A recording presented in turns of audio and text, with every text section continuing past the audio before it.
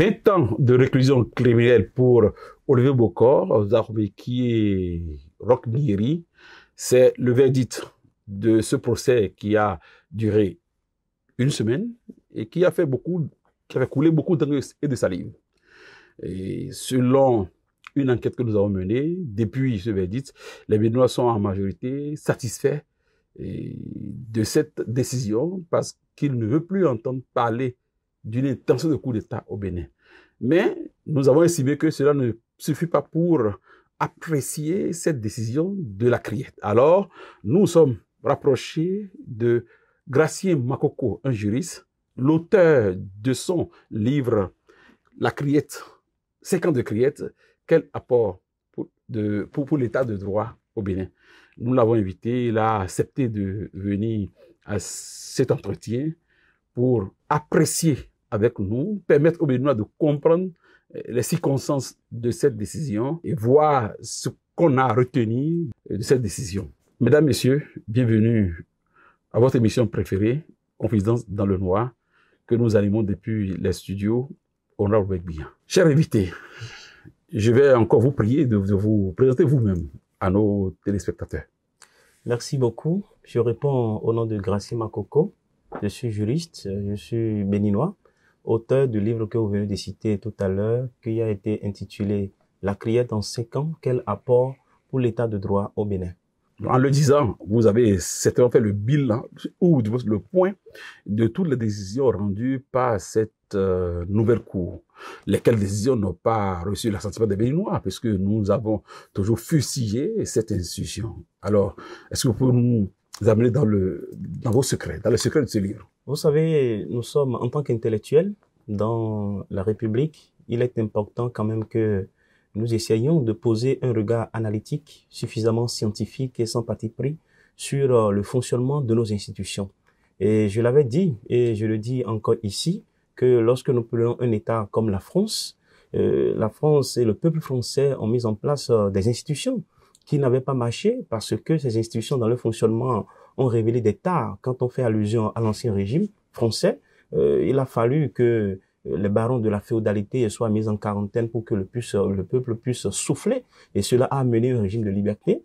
Après cela, les Français ont réfléchi à d'autres formes de régimes. Il y a plusieurs régimes dits de restauration et après les régimes de liberté.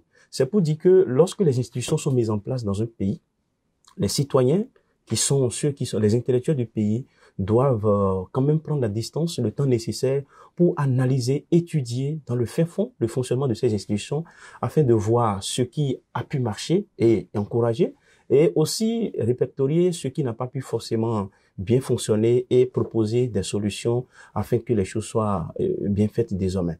Donc c'est dans cette intention que nous nous sommes dit.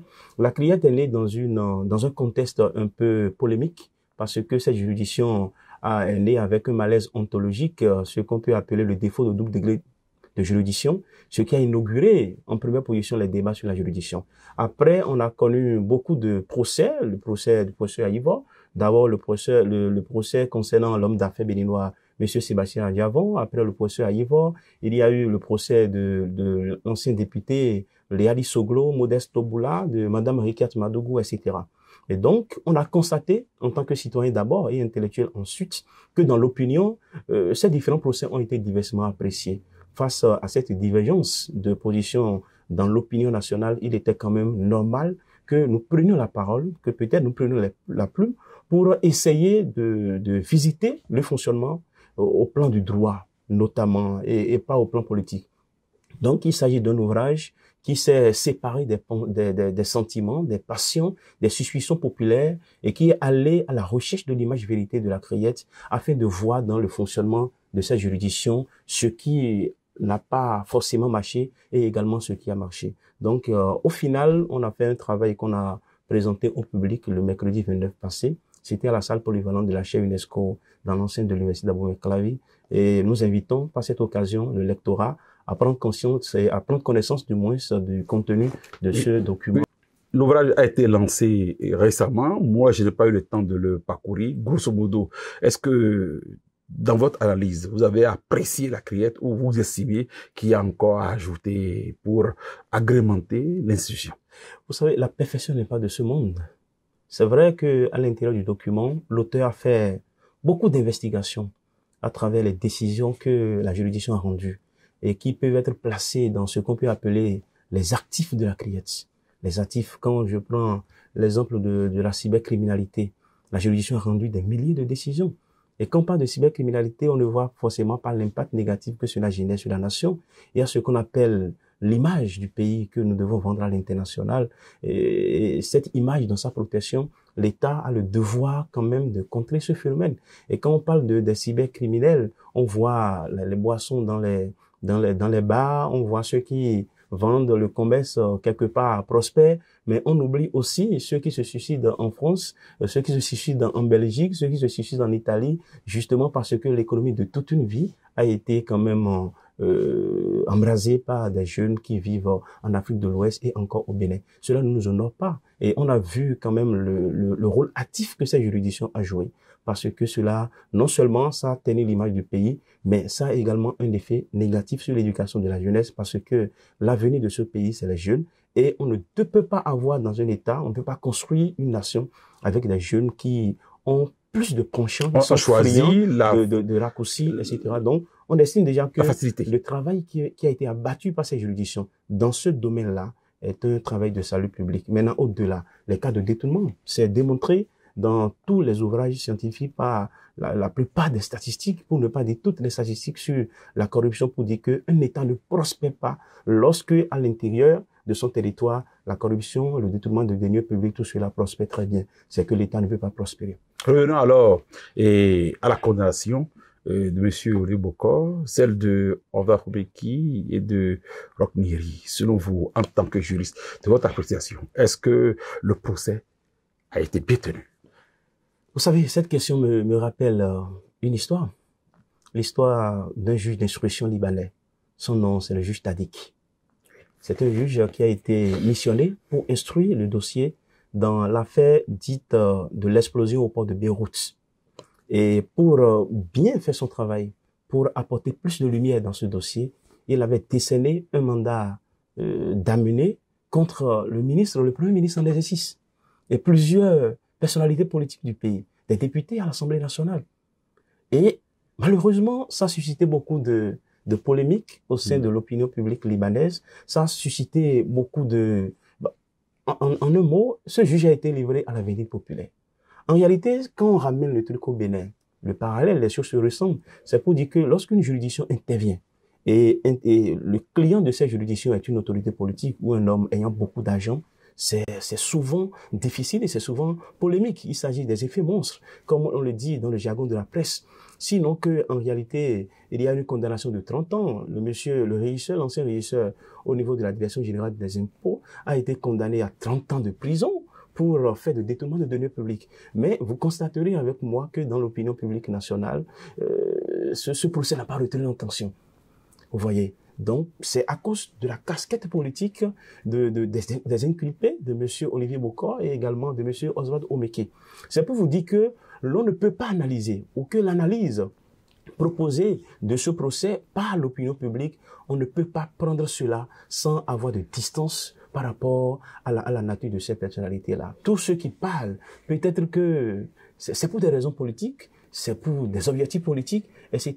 Mais rares, quand même, peuvent aborder ce procès-là tout en ayant une certaine objectivité. Oui, tout à l'heure, en introduisant, j'ai évoqué l'enquête que nous avons menée au niveau de nos rédactions. Et au départ, les Béninois n'étaient pas d'accord avec cette affaire de tentative de ça et de ci, mais au procès, après quelques interventions et surtout la réquisition du procureur spécial, ça a changé. Les Béninois ont compris qu'il y a eu réellement quelque chose et que les condamnations étaient devenues. Grosso modo, les Béninois ont apprécié. Maintenant, je veux que vous interveniez en tant que juriste. Vous qui avez suivi le procès, de près ou de loin, est-ce que ça s'est bien déroulé? Vous savez, le premier élément qui est frappant, dans un procès pénal, il y a des principes qui entourent un procès pénal. Il faudrait quand même que l'inculpé n'est pas encore condamné. Et pour cela, il doit jouir de certains droits. Le droit à la présomption d'innocence. Je pense que en dépit de quelques discours politiques, d'autorités politiques, etc., ce droit, la Cour ne lui a pas dénié. Et c'est toujours dans le cadre de la présomption d'innocence que l'inculpé a le droit de constituer avocat. Et on a constaté que ce droit, au début, a été consommé par l'inculpé, mais à un moment donné, pour des raisons que les personnes mises en cause et les avocats maîtrisent, et que l'opinion ne maîtrise pas forcément, ces différents avocats se sont déconstitués. Et l'inculpé s'est retrouvé seul, mais l'État n'a pas le droit de laisser un inculpé seul.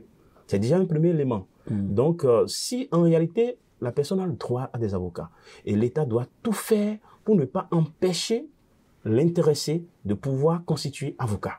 Donc, on a constaté que durant le déroulé du procès, qu'il n'est arrivé aucun moment où l'État s'est opposé à ce que le mis en cause puisse se constituer des avocats. Au contraire, le procureur spécial de la Criette a fait la proposition de faire appel à des avocats commis d'office. C'est vrai que ça a inauguré un autre débat avec le barreau et que la Cour constitutionnelle a finalement censuré.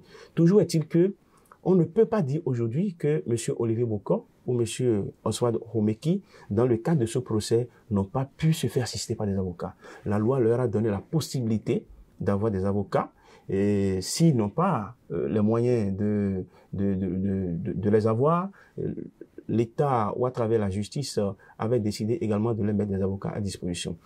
Donc, ce qu'on résume est que, pour moi, à titre personnel, puisque le droit de se faire assister par un avocat est un droit et non un devoir, un inculpé qui refuse de ne pas avoir d'avocat, en réalité, ce n'est pas l'État qui l'en empêche. Cela voudra dire que, en l'absence d'avocat, le procès peut avoir bel et bien lieu. Et c'est ma position. Donc, c'est le premier élément d'appréciation de ce procès. Le deuxième élément, c'est que, à titre personnel, j'ai estimé que dans le cadre de ce procès de M. Oswald Homeki et de M. Olivier Bokor, il y a eu plus d'éléments à charge que, par exemple, dans le cas du procès du professeur Aïvo, que par exemple dans le cas du procès de Mme Rekiat Magoudougou. Parce que pour avoir travaillé sur les différents procès de la juridiction, dans la période que je viens de déterminer, les 5 premières années, on a constaté quand même que il y a déjà dans le livre, il y a beaucoup de critiques que nous avions apportées parce qu'on a fait une analyse spécialisée de chaque procès et on a dit là où la Criette a failli, là où la Criette a bien fait, ça a été mentionné. Mais ce que je peux retenir de manière globale est que quand nous prenons par exemple le procès Aïvo, il y a des preuves. Les preuves ont paru suffisantes à la Criette. Voilà pourquoi la Criette l'a condamné. Je ne suis pas en train de dénier cela. Mais je pense que, à titre personnel, c'est les preuves que le procureur spécial a sorti lors du procès à l'époque. Ce sont des preuves qui, si on doit parler en termes numériques, si c'était 2 preuves hier, aujourd'hui, c'est une dizaine de preuves. Donc, on peut dire que il y a plus de choses à charge. Et on n'a pas vu des inculpés dans une posture de défense.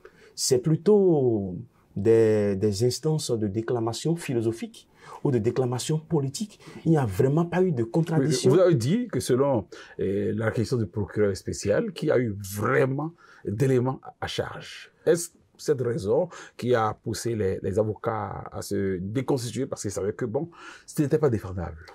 Bien malin qui peut le dire, puisque je n'étais pas à la porte de l'Empirem. Vous convenez avec moi que je ne suis pas dans le secret de Dieu. Je ne sais vraiment pas la raison qui a motivé les avocats à se constituer. Mais ça pouvait être une stratégie. C'est une stratégie. On peut le dire, on peut insister là-dessus. Parce que quand l'avocat est là pour défendre d'abord l'indéfendable. Oui. Parce que si la chose est défendable, on n'a plus besoin d'un avocat. Maintenant, si les avocats sont déconstitués, il y a 2 hypothèses possibles. La première hypothèse, c'est qu'ils ont estimé que la loi est tellement biaisée qu'ils se disent que leur président ne servira plus à rien. Ça, c'est une première hypothèse. Mais la seconde hypothèse est que peut-être qu'ils n'ont plus des éléments factuels ou des éléments, des moyens juridiques pour pouvoir sortir leur client d'affaires. Et là, ils peuvent chercher à exploiter cette possibilité de l'alibi pour quand même montrer à l'opinion publique que, en réalité, c'est leur inculpé qui est en train d'être jeté dans la grotte et impunément, donc, ou indûment. Donc, il y a tout cela. On va voir la chose de manière un peu holistique, mais de toutes les façons, c'est que nous insistons, là-dessus, c'est que il y a comparativement au procès antérieur de professeur Ivor, de Madame Rekia Toumadougou, il y a plus de preuves à charge. Oui. Tout à l'heure, vous avez évoqué le patron du barreau béninois, que la Cour l'aurait débouté dans une situation. Est-ce que vous pouvez permettre à nos téléspectateurs, ceux qui nous suivent, de mieux comprendre cette situation? Vous savez, c'est une situation un peu regrettable pour le pays.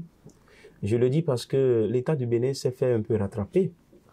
Pourquoi? Parce que, d'après les informations que j'ai, les autorités compétentes peuvent apporter l'information contraire. Pour ce que nous savons du dossier, c'est que l'État, lorsque quelqu'un est devant une juridiction et qui n'a pas les moyens de se constituer avocat, l'État a l'obligation de lui trouver des avocats pour le défendre. Pour la continuité surtout en matière criminelle. De l'administration et justice. Tout à fait. Maintenant, les avocats commis d'office sont rémunérés, leurs honoraires sont payés par l'État. Et il paraît, je n'ai pas suffisamment de preuves là-dessus, mais il paraît que l'État reste devoir beaucoup d'honoraires dans le cadre des avocats commis d'office. Cela était à la base du refus du barreau du Bénin d'ordonner à ce que des avocats soient commis d'office aux inculpés M. Olivier Bokor et Oswald Kromeki. Et il paraît également que c'est sur cette base que le barreau a refusé. Et lorsque la Cour a été saisie dans ce cadre, la Cour a opposé une fin de non-recevoir pour dire que le barreau ne peut pas le faire. Nous avons une autre analyse personnelle sur cette décision de la Cour. C'est quelle? Mais ce qu'on peut dire déjà par rapport à ça, c'est que c'est vrai que le barreau du Bénin n'est pas une administration publique. Mais il s'agit d'une institution qui est dans une mission de service public. Quand nous prenons par exemple le service public des sports, la Fédération béninoise de football n'est pas une institution publique en tant que telle. Mais les décisions que prend la Fédération, aussi bien que l'Ordre des avocats du Bénin, cette décision est un acte administratif. Parce que cette institution, quand bien même elle n'est pas administrative, est dans une mission de service public. Alors, le refus du barreau peut être envisagé comme étant un blocus posé à l'évolution normale de l'exécution du service public de justice dans le pays. C'est vrai que le barreau a ses raisons, qui sont des raisons suffisantes, parce que les arriérés de salaire ou d'honoraires, ce ne sont pas des choses à encourager dans un état normal. De toutes les manières, c'est que, pour ce que nous savons de ce dossier... Et pourrait-il pas avoir une mise en demeure, au lieu d'aller directement au blocage? Dans ces conditions, est-ce qu'il y a des mesures pour sanctionner? Les mesures pour sanctionner, vraiment, nous savons que la justice ne peut pas fonctionner sans les avocats. C'est difficile. La sanction, ça risque d'amener beaucoup d'autres répercussions sur la population. Ce que nous pouvons suggérer simplement au barreau et à l'État béninois, c'est que les deux institutions puissent se comprendre pour qu'un terrain d'entente soit vite trouvé, pour que des formules soient définies afin que les cas du genre ne se répètent plus à l'avenir. Oui, vous avez parlé de preuves à charge qui sont très suffisantes. C'est que vous avez réellement suivi la réquisition du procureur spécial Mario Metonou. Je veux votre jugement, votre appréciation de ce document très volumineux, parce qu'il a parlé vraiment beaucoup pour expliquer la situation à la Cour. Quelle est votre appréciation? Ce qui est malheureux, c'est que la vérité triomphe de la contradiction des idées. Ça aurait été très bien que les avocats des personnes mises en cause soient présents pour apporter à leur niveau les contradictions aux différents éléments de preuve bandits par le parquet spécial de la Cour. C'est pas le cas. Mais de toutes les manières, il s'agit de documents. Quand on parle, par exemple, de décaissement fait au niveau de l'Ecobank Togo, et je pense que des documents existent. Si ces documents existent, est-ce que cela ne forge pas la conscience qu'il s'agit d'une preuve, une preuve importante, une preuve matérielle importante? Parce que les faits ne se modifient pas. Mais il va falloir que les avocats soient présents pour faire comparaître l'Ecobank Togo. Il paraît que les gens sont intervenus par visioconférence. Ça, c'est dans le cadre de LCA. Et dans le cadre de Assurance pour dire que effectivement, ce que le parquet a brandi comme étant une preuve, je pense que ça doit être une police d'assurance vie souscrite pour au profit du colonel Tévo Hijré. Il paraît que l'institution a pris la parole pour attester cela. Bon, en précisant que il y a eu encore un jeu à ce niveau, parce que M. Khomeki, selon toujours la déclaration du procureur, aurait même brandi au profit du colonel Tévo Hijré une fausse politique d'assurance. Ok. Car le montant déposé serait de l'ordre Inférieur. non, c'est 55 millions, mais il a fait croire au colonel, preuve à l'appui, preuve falsifiée bien évidemment, que c'est 105 millions. Ça, c'est meilleur. C'est ce que, par la vidéoconférence, l'intéressé a dit à la Cour. À la Cour. Donc, nous voyons très bien que nous sommes en présence de preuves dont la contradiction n'a pas encore été apportée. Maintenant, pourquoi la contradiction n'a pas été au rendez-vous? Est-ce que c'est la faute au paquet de la criette? Non. Est-ce que c'est la faute... Non, vous voulez sur la déclaration, sur la réquisition. Oui, il faut dire que dans sa présentation, dans la réquisition du procureur, il a été convaincant. Le procureur a été convaincant. Mais je vais rappeler que le procureur n'est pas le porte-parole de la justice. Le procureur, contrairement à ce que la majorité pense, est partie au procès. C'est une partie au procès. Ça veut dire que il n'est pas juge. Et ce que le procureur a dit, lorsque c'est probant, en dépit de l'objectivité, en dépit de la pertinence, il était souhaité quand même que les personnes mises en cause puissent apporter les contradictions, etc. Maintenant, ils ne l'ont pas fait. Elles ne l'ont pas du mot se fait. Et si elles ne l'ont pas fait, est-ce que c'est parce que elles sont conscientes que elles n'ont pas les éléments suffisants pour contrer ce que le procureur va apporter comme preuve devant la cour? On peut supposer cela parce que j'ai parlé tout à l'heure des deux hypothèses, mais l'on peut être tenté de croire que c'est parce que il n'y a pas de preuve de contradiction solide à apporter. Donc, de toutes les manières, moi j'attends parce que ce que le procureur a dit, c'est quand même assez convaincant dans sa présentation. Néanmoins, il n'a pas été suivi par la Cour. La Cour a ramené à 20 ans. Au lieu de 10, les condamnations de Louis Boko et de Ozar Koubeki. Oui, on peut même être tenté de dire que le procureur a fait objet d'un peu de... Est-ce qu'on va dire de sentimentalisme? Ce n'est pas du sentimentalisme, mais c'est tout comme. C'est comme si... Mais déjà, dans ses propos introductifs, on peut déjà s'imaginer que le procureur, s'il avait voulu, le procès n'allait pas avoir lieu. C'est comme s'il regrette quelque chose. Non, il a été clair. Il a dit, Albe vous a nommé, je ne vous reconnais plus. Mais il a dit, les concernant, Albe vous a nommé, je vous reconnais toujours. Et il a bien serré le cœur du devoir. Il a choisi le parti du devoir. Et sa déclaration a été, on ne peut plus limpide, que le professionnel a parlé. Donc, s'il n'a pas été suivi, je crois que la Cour a voulu montrer quand même qu'il faut décourager ces genres de tentatives. Oui, je pense que je suis personnellement pas pour le fait que l'on puisse s'accaparer du pouvoir politique dans un État par un moyen autre que la voie des urnes. Ce n'est pas bien. C'est vrai que dans la sous-région, dans certains États, et une certaine frange de la jeunesse peuvent soutenir les coups d'État, mais moi, je suis foncièrement contre cela. Et c'est le reproche que je fais aux panafricanistes. Le panafricanisme, si pour arriver à sa finalité, si les coups d'État vont être les seuls moyens, c'est que ce n'est pas la peine. Parce que moi, à titre personnel, je suis pour le souverainisme de l'Afrique. Je suis d'accord que les États africains soient forts, qu'ils soient souverains, qu'ils s'auto-administrent. Mais, dans le même temps, je ne suis pas d'accord que des gens puissent utiliser les armes pour venir au sommet de l'État. Parce que c'est contraire à la morale, c'est contraire à tout. Et je pense qu'un État comme le Bénin a déjà tourné cette page. Je souhaite quand même que cette civilisation, c'est l'aide de la grande civilisation. Parce que les États qui reviennent encore au coup d'État, pour moi, ce ne sont pas des États civilisés. Parce que il faut réellement que nous puissions forger la conscience.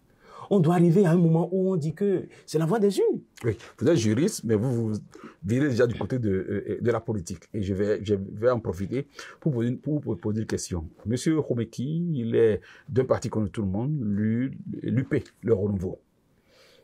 Aujourd'hui, il est condamné parce que, à la base, monsieur Boko a été clair, il n'appartient à aucune chapelle politique, ce qui n'est pas le cas de Ozar Koubeki. Maintenant, son parti, quel est votre regard sur son parti? Parce que c'est le parti d'où provient un élément qui a voulu... Si ma mémoire est bonne, il serait de l'Union progressiste le Renouveau. Non, il a dit à la Cour que lui, Olivier Bokor, n'appartient Non, à aucune je parle de chapelle. M. Osman Omeki. Parce qu'il a été ministre, député UP. Pour ce qui me concerne à titre personnel, je pense que le parti Union Progressiste sur le Renouveau a en dette vis-à-vis de l'opinion publique et peut-être aussi du chef de l'État une nouvelle sortie médiatique. Une sortie médiatique. Pas un communiqué, hein, mais non, une sortie médiatique pour présenter les excuses publiques du parti à l'État béninois, à la nation béninoise d'abord, et après au chef de l'État. Et pourquoi je le dis? Parce que les textes ont été clairs dans la République pour dire que c'est du devoir des formations politiques d'éduquer leurs militants. C'est écrit, noir sur blanc, dans la loi, la charte des partis politiques. Plus grave, l'État a mis les moyens depuis quelques années déjà. Je veux parler du financement public des partis politiques pour permettre à ces partis-là de répondre de ces différentes obligations, à savoir notamment la formation, l'éducation de leurs militants. Puisque la Cour a déjà rendu son verdict, la Constitution, en son article 17, nous dit que la culpabilité est établie par les juridictions compétentes. La CRIED est une juridiction compétente qui a retenu que M. Oswald Omeki a participé à un projet de déstabilisation de l'autorité de l'État. Donc nous en prenons acte en tant que juriste pour dire, désormais, on peut dire sans réserve qu'ils ont commis cela parce que c'est ce que la Cour a dit et c'est parce que dans une démocratie, un État de droit, il appartient uniquement aux juridictions de le dire. Et comme elles l'ont dit, on ne peut pas émettre de réserve là-dessus. Et pour cela, nous retenons en tant que citoyens, en tant qu'opinion, que M. Oswald Omeki est auteur. Et puisqu'il est auteur, la formation, quand un enfant pose des actes anormaux dans la société, on se souvient de ses parents. Mais comment a-t-il été éduqué? Quelle formation morale ses parents lui ont donné? Et la poursuite voilà des parents. ce qui m'amène à demander au parti Union Progressive Le Renouveau qu'il est obligé de faire une sortie médiatique. C'est vrai que je ne peux pas faire injonction à cette formation, mais je pense que si on doit bien considérer les choses, ce parti doit revenir parce que le parti, c'est tout comme si le père n'a pas bien éduqué l'enfant. C'est comme si le devoir d'obligation, ou bien le devoir de formation, autant pour moi, et de suivi des militants, c'est un peu comme si l'Union Progressive Le Renouveau a failli à ce devoir. Et la conséquence est que son enfant a commis un acte qu'on n'aurait dû pas commettre au sein de la société. Donc pour cela, mais je pense que quand même ce parti est dirigé par des gens qui ont une certaine... Un éminent juriste. Un éminent juriste, le professeur... Non, attention, je suis juriste, mais ils ne sont pas juristes au même titre. Le professeur Diaboyo, c'est quand même un professeur titulaire de droit. Donc c'est un ancêtre. Quand on parle de droit, c'est un ancêtre.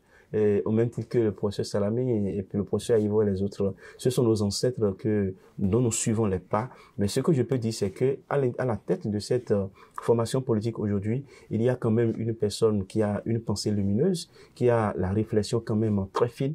Et j'ose croire que dans les jours à venir, l'Union Progressive Le Renouveau va faire une sortie quand même pour aller dans le sens que nous venons de suggérer.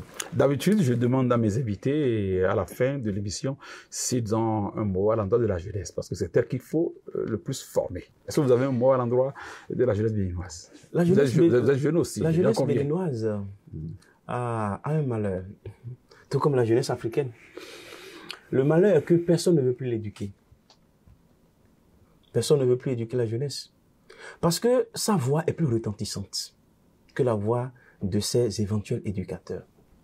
C'est-à-dire que quand je prends une personne âgée qui vient sur un réseau social pour vouloir donner des conseils aux jeunes, on ne marche pas comme ça, on ne marche pas comme cela, sans prendre le temps nécessaire pour scruter la profondeur du conseil du sage.